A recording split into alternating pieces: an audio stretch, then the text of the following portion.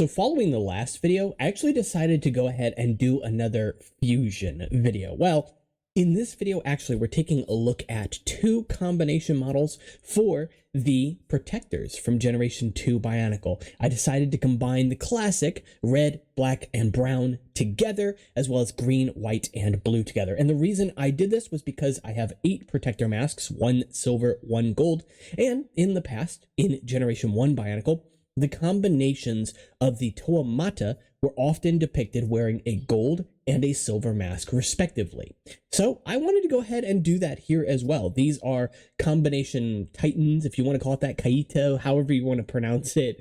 And so we're going to go ahead and start with the red, black, and brown version first. So stone, fire, earth, and yes, this mask is a bootleg if you did not see the last video. That said, this also looks very good with either the red mask or the mask of stone, the dark orange and trans neon green color. And for the most part, I was going for sort of like a fire electric aesthetic here, which is why I chose to focus heavily on those oranges and on those trans neon greens. In terms of the weapons here, I also wanted to make sure both sets used 2 of the 3 blasters included. So this one has a chest blaster as well as one on the other end of its staff. To activate this one, you actually turn the blaster itself, while the gear on back will activate the blaster on the front side. So they do both work, and the build is pretty commendable in my opinion. It does use all 3 of the torsos, with 2 torsos up here sort of locked in a very specific orientation. It's a little bit hard to show, but you know, it being all black on camera is a bit difficult to kind of display. That said, you can see the way that I actually extended the body using these shortest bone pieces on the top and bottom. It actually utilizes these small protector feet pieces, all 4 of the black versions of them in the center of the torso. And I thought that that worked out pretty well. I was able to get this sort of like tri-connection here by using one of the sort of medium length bones on the internal body at the bottom here, and it worked out reasonably well. Of course, that can mean you can misalign that quite easily, but it does work out well enough in my opinion.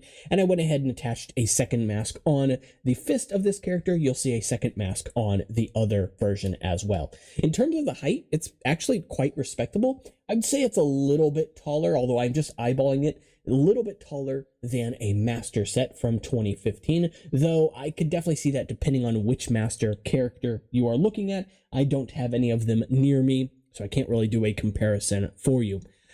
But with that said, the next combination is green, white, and blue, though it'd be hard to tell because really none of the green pieces are used outside of these weapons here featuring some green.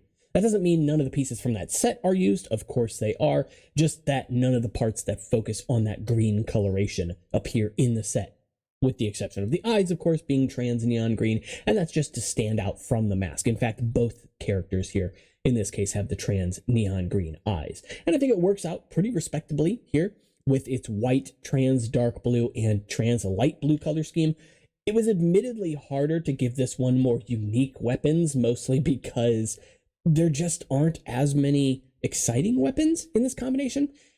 I hate to call it that, you know, because it paints it as though, you know, there's just not enough unique going on. It's not so much that, but the combination of weapons between the 3 protectors, as well as connectors or axles available to actually build up those weapons, is quite limited after putting together the torso of this model. This model is a bit shorter than the other one, and I will hold both of them up together at the end of the video so you can kind of see them both together, but mostly because this one actually goes for a sort of like triple stack vertical layout of all 3 of the torsos, which I think is quite inspired, but it does work out relatively well. Legs in this case are the same length as the previous model, and of course it wears Ikimu's mask, this time gold, basically just representing a powered up version of the mask of ice, I guess, or the protector's mask of ice. I don't know if that has a name, but yeah, it works out well enough.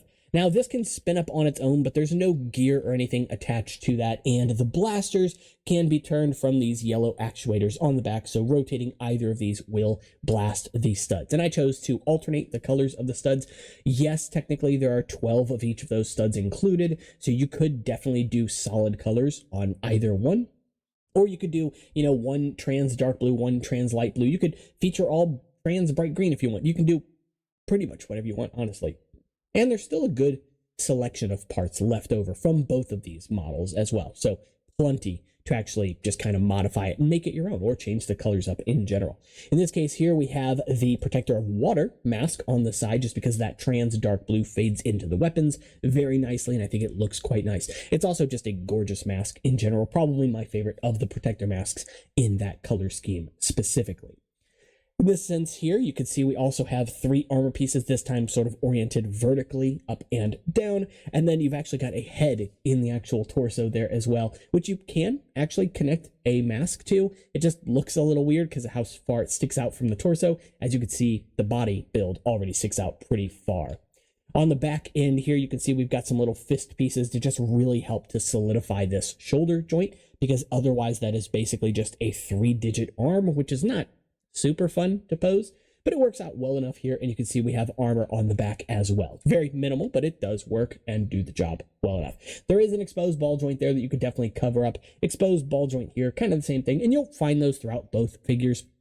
There's plenty of armor to cover them up, but in certain scenarios it can be difficult because of the orientation of other pieces, or I just didn't want to use those colors in the figures. As you can see, there's also none of the Kaita orange used in this either, so it's a very cool tone, which I think works out quite well. As you could notice if you were looking at the figures, or if you picked up on it, I didn't use any red on one model or any green on the other. I really just wanted to make them feel kind of consistent with each other, because the Protectors are very colorful models, and so combining them together can end up making the final product look a little bit like color vomit, which I hate to say, but it just means you have to be a little bit more creative with your designs and with what you end up trying to create at the end.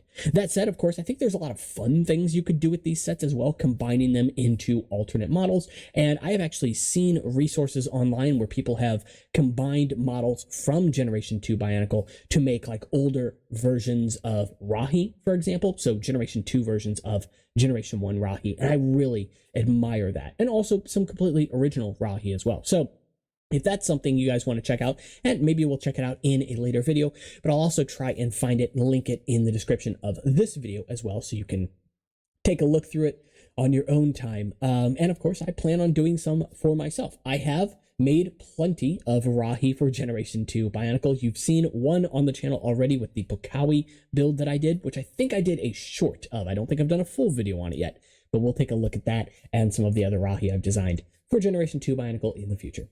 With all that being said, though, if you did enjoy the video, make sure to leave a like and subscribe. It really helps out. February, we're nearing the middle of it, so hopefully things start to sort of pick up again, but you're the ones that get to determine that. With that, of course, you can check out the conversation in the comments, or as I mentioned, check out that link in the description, or links for Discord, Instagram, and Patreon if you want to support the channel and get some perks, and I will see you all in the next one. Take care.